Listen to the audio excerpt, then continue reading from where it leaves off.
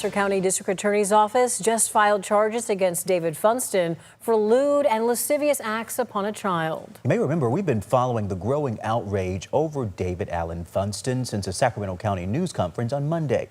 The 64-year-old qualified for parole after being found guilty of kidnapping and raping multiple children in the 90s. But tonight, the Placer County District Attorney says he's now in the Placer County Jail without bail. The charges stem from the sexual assault of a young child in Roseville in 1996.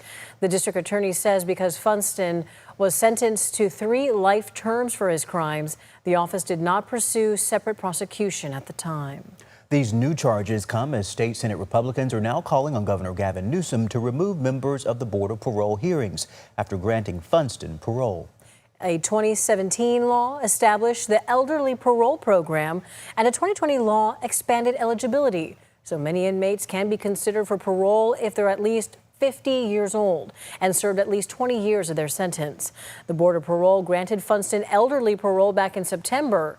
In January, Governor Newsom asked them to review that decision. Just last week, the board affirmed Funston's parole. Current law only allows the governor to overturn a parole hearing in a murder case. So Senate Republicans are now calling on Newsom to remove board members instead.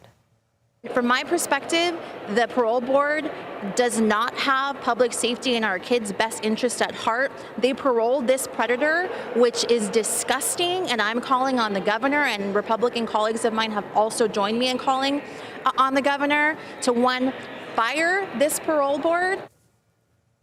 We did reach out to the Board of Parole hearings. They directed us to the California Department of Corrections and Rehabilitation's Public Communications Office, but we have not heard back. We also checked in with the governor's office, and they declined to comment on the Republicans' request.